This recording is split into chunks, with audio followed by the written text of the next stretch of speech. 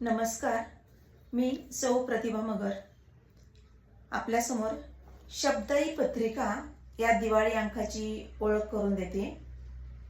मुखपृष्ठ पहा, मुखपृष्ठावरती एक संतांचं चित्र आहे, म्हणजे विनेकरी आहेत। एक अन्य निसर्गरम्य परिसर आहे पहा, डोंगर, दरी, एक छोटंसं मंदिर आणि त्या मंदिराच्या समोर हे विनेकरी थांबलेले आहेत।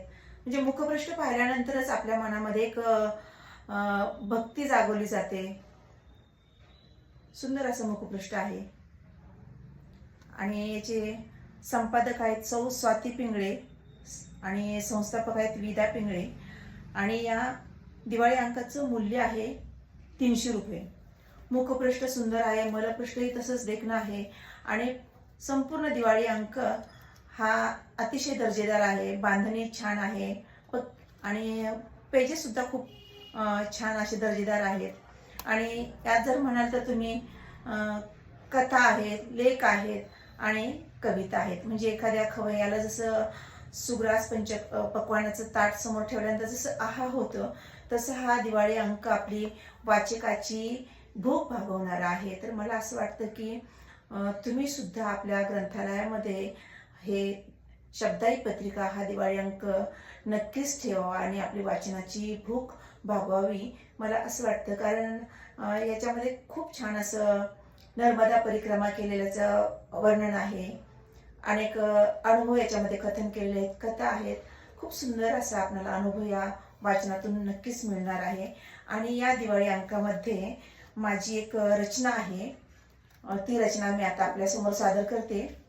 रचनेचं शीर्षक आहे बाईपणाचे चटके।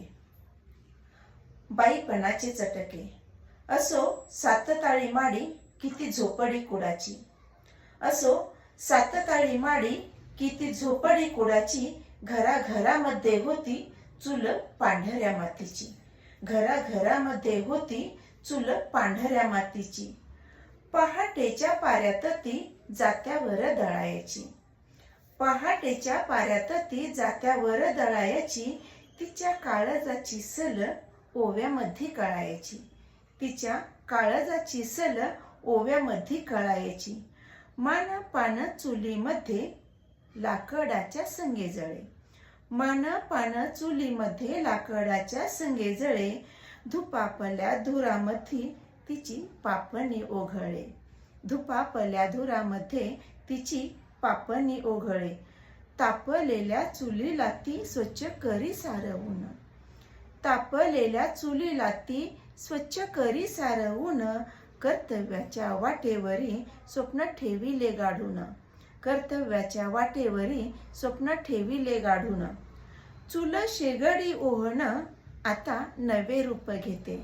चूल शेगडी ओहण आता नवे रूप घेते। बाईपणाचे चटके युगे युगे ती सोसते। बाईपणाचे चटके युगे युगे ती सोसते। धन्यवाद। नक्कीच आपण सर्वांनी हा शब्दाई पत्रिका हा दिवाळी अंक वाचावा असा मी आपल्याला आग्रह धरते आणि खूप असं छान आपल्याला मन प्रसन्न होईल हा दिवाळी अंक वाचल्यानंतर।